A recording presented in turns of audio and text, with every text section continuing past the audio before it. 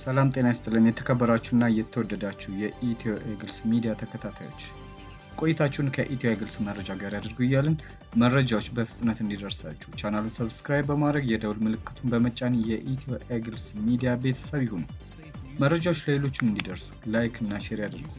ሰብስክራይብ ያላደረጋችሁ የቻናሉ አድማጭ ተመልካቾችም ቻናሉን ሰብስክራይብ በማድረግ ድጋፋችሁን እንድትገልጹልን በአክብሮት እንጠይቃለን። የተከበራችሁ አድማጭ ተመልካቾች ለሰዓቱ ያዝንላችሁ መረጃ ወደ እናንተ እናደርሳለን። በዱባይ ቆነጃጅት ሮቦቶች ብቻ የሚስተናገዱበት ካፌ ስራ ሊጀምር መሆኑ ተገለጸ። አስተናጋጆቹ ሮቦቶች ደንበኞችን እንዲያስታውሱ ተደርጎ የተሰሩ ናቸው ተብሏል። የሰሜን ኮሪያ የመረጃ ጠላፊዎች ከ1 ቢሊዮን ዶላር በላይ ዋጋ ያላቸው የዲጂታል ገንዘብ መዝረፋቸው ተገልጿል። የፒዮንግያንግ የመረጃ ጠላፊዎች ሌሎች ኢንተርኔት ላይ ያሉ ንብረቶችን መመንተፋቸውም ተነግሯል። ሰሜን ኮሪያ የውጭ ምንዛሬ ምንጯን ለማስፋት ወደ ዲጂታል ገንዘብ ጠለፋና ሌሎች የሳይበር ተግባራት ላይ ተሰማርታለች ተብሏል። ዝርዝር መረጃዎችን እናቀርባለን። አብራችሁን ቆዩ። በዱባይ ቆነጃጅት ሮቦቶች ብቻ የሚያስተናግዱበት ካፌ ስራ ሊጀምር ነው። አስተናጋጆቹ ሮቦቶች ደንበኞችን እንዲያስታውሱ ተደርገው የተሰሩ ናቸው ተብሏል። አረብ ኤምሬትስ ዱባይ የዓለማችን የመጀመሪያውን ሰው አልባ የሮቦት ካፌ ልትከፍት መሆኑ ተነግሯል። ሮቦቶቹ የሚያስተናግዱባቸው ምግብ ቤቶችን በተለያዩ የዓለም ከተሞች መመልከት የተለመደ መጥቷል። በዱባይ በ2023 ይከፈታል የተባለው ዶናት ሳይበር ካፌ ግን ምንም አይነት የሰው ፍጡር አስተናጋጅ አይታይበትም ነው የተባለው። መስተንግዶ ላይ ከላይ ታች የሚሉት ሮቦቶችም ደንበኞችን የሚስቡ ቆንጆች እንዲሆኑ ተደርጓል። ሞዴል ሮቦቶቹ እንኳን ከሩቅ ከቅርብም ለሚያቸው ቆንጆ ሴት እንጂ የቴክኖሎጂ ውጤት አይመስሉም ነው የተባሉት። የማይደክሙት ሮቦቶች 24 ሰዓት የሚሰሩ ሲሆን ሲታዘዙም አይስክሬም በሚሰሩና ቡና በሚያፈሉ ማሽኖች ይታገዛሉ። የሮቦቶቹ ተገጣጣሚ ክፍሎችም ከሩሲያ የሚመጡ ናቸው ተብሏል። ሮቦሲ የሚል ስያሜ የተሰጣት ቆንጆ ሮቦት RDI በተሰኘ የሮቦቲክስ ኩባንያ መሰራቱንም ነው ኢንዲያን ታይምስ ያስነበበው። እንደ ሞዴል ሳቢ ሆነ የተሰሩት ሮቦቶች የሰው ልጆችን መልክ ብቻ ሳይሆን ባህሪ እንዲላበሱም ብዙ ተደግሞባቸዋል። ደንበኞችን የሚያስታውስ አዳምጠው ምላሽ መስጠት፣ በተለያዩ ጉዳዮች የማውራት ችሎታ አላቸው ተብሏል። ድብርት የተሰማው ደንበኛን ለማዝናናት ልዩ ታሪክ ወይንም ተረት መተረክና ጨዋታ መፍጠር እንዲችሉም ተደርጓል መባሉ ግርምትን ፈጥሯል። በ2023 በዱባይ ይከፈታል የተባለው የዶናት ሳይበር ካፌ በተለያዩ የኤሚሬትስ ከተሞች የማስፋፊያ ፕሮጀክት ስለመያዙ ነው የተነገረው።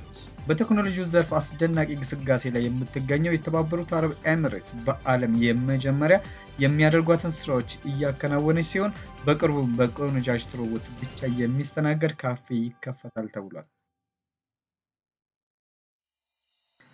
የሰሜን ኮሪያ የመረጃ ጠላፊዎች ከ1 ቢሊዮን ዶላር በላይ ዋጋ ያለው የዲጂታል ገንዘብ መዝረፋቸው ተገለጸ። የፒዮንግያንግ የመረጃ ጠላፊዎች ሌሎች ኢንተርኔት ላይ ያሉ ንብረቶችንም መመንተፋቸው ተነግሯል። ሰሜን ኮሪያ የውጭ ምንዛሪ ምንጯን ለማስፋት ወደ ዲጂታል ገንዘብ ጠለፋና ሌሎች የሳይበር ተግባራት ላይ ተሰማርታለች ተብሏል። የሰሜን ኮሪያ የመረጃ ጠላፊዎች እስካሁን 1.2 ቢሊዮን የአሜሪካን ዶላር የዲጂታል ገንዘብ ክሪፕቶ ከረንሲ መዝረፋቸው ተገልጿል። የደቡብ ኮሪያ የስለላ ተቋም ይፋ ባደረገው መረጃ መሰረት የሰሜን ኮሪያ የመረጃ ጠላፊዎች ይህንን ገንዘብ የዘረፉት ከፈረንጆቹ 2017 ጀምሮ ባለፉት 5 ዓመታት ውስጥ ነው። በሰሜን ኮሪያ መንግስት በሚደገፈው በዚህ የኦንላይን ገንዘብ ጠለፋ በመገባደድ ላይ ባለው የፈረንጆቹ 2022 ብቻ 626 ሚሊዮን የአሜሪካን ዶላር ዋጋ ያለው የዲጂታል ገንዘብ ወደ ሀገሪቱ መውሰዱን የደቡብ ኮሪያው የስለላ ተቋም አስታውቋል። ከተዘረፈው የዲጂታል የመገበያያ ገንዘብ ክሪፕቶ ከረንሲ ውስጥ 78 ሚሊዮን ዶላር ከደቡብ ኮሪያ የተዘረፈ መሆኑን ተቋሙ አስታውቋል። ከኒውክሌር የጦር መሳሪያ ጋር በተገናኘ በተባበሩት መንግስታት ድርጅት በአሜሪካና በሌሎች ሀገራትና ዓለም አቀፍ ተቋማት ማዕቀብ የተጣለባት ሰሜን ኮሪያ የውጭ ምንዛሪ ምንጯን ለማስፋት ወደ ክሪፕቶ ጠለፋና ሌሎች የሳይበር ተግባራት ከተሰማራች ዋላ አደር ብሏል ተብሏል። የሰሜን ኮሪያ የበይነ መረብ ጠላፊዎች ባሳለፍነው የፈረንጆቹ 2021 ዓ.ም 400 ሚሊዮን ዶላር ዋጋ ያለው የዲጂታል ገንዘብ መዝረፋቸው ይታወሳል። ጠላፊዎቹ ከ2019 መጨረሻ እስከ 2020 ድረስም ለሰሜን ኮሪያ የኒውክሌር ጦር መሳሪያ ግንባታ የሚውል ከተለያዩ ተቋማት 316.4 ሚሊዮን ዶላር መዝረፋቸው ታውቋል። በመጨረሻም አውሮፓ በቀኝ ግዛት ዘመን ለፈጸሙት በደል ይቅርታ ብቻውን በቂ አይደለም ተባለ። አውሮፓውያን በቅኝ ግዛት ዘመን በሰዎች ላይ ከባድ ጥፋት ማድረሳቸውን ለአሁኑ ትውልድ ማስተማር አለባቸውም ተብሏል። እስካሁን ኔዘርላንድ፣ ጀርመን፣ ፈረንሳይ፣ ብሪታንያ እና ቤልጅየም ይቅርታ ጠይቀዋል። የአውሮፓ ሀገራት አፍሪካን ጨምሮ ላለፉት 150 ዓመታት በርካታ በደሎችን ስለማድረሳቸው የተለያዩ ሰነዶች ያስረዳሉ። እነዚህ የበለጸጉ የአውሮፓ ሀገራት በታዳጊ ሀገራት ላይ ላደረሱት በደል በየጊዜው በይፋ ይቅርታ ጠይቀዋል። ዩሮኒውስ አውሮፓ በቅኝ ግዛት ዘመን ለፈጸሙት በደል ይቅርታ ብቻውን በቂ ሊሆን ይችላል ሲል ባለሙያን አናግሮ ሰፊ ዘገባ ሰርቷል። በዓለም አቀፉ የሰብአዊ መብት ዙሪያ በሚሰራው ሂውማን ራይትስ ዎች ውስጥ የአውሮፓ ዘረኝነት ጥቃቶች አጥኚና ተመራማሪ የሆኑት አልማዝ ተፈራ በጉዳዩ ዙሪያ ከዩሮኒውስ ጋር ቃለመጠይቅ አድርገዋል።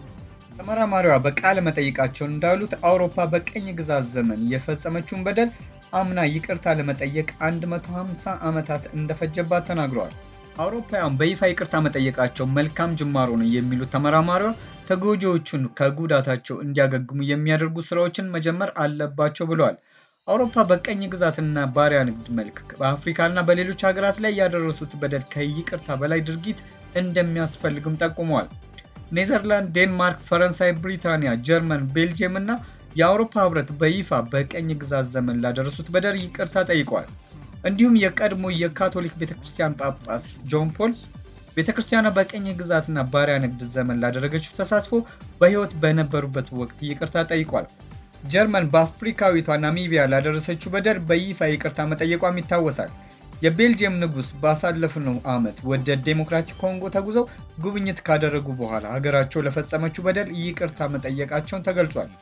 እነዚህ የአውሮፓ ሀገራት ለበደላቸው ይቅርታ መጠየቃቸው ጥሩ ቢሆንም የተለያየ ጉዳት እየደረሰባቸው ጎሳዎችና ሌሎች ማህበረሰቦች ካሳ መስጠትና ሌሎች ድጋፎች ሊደረግላቸው እንደሚገባ ተመራማሪዋ ጠቁሟል።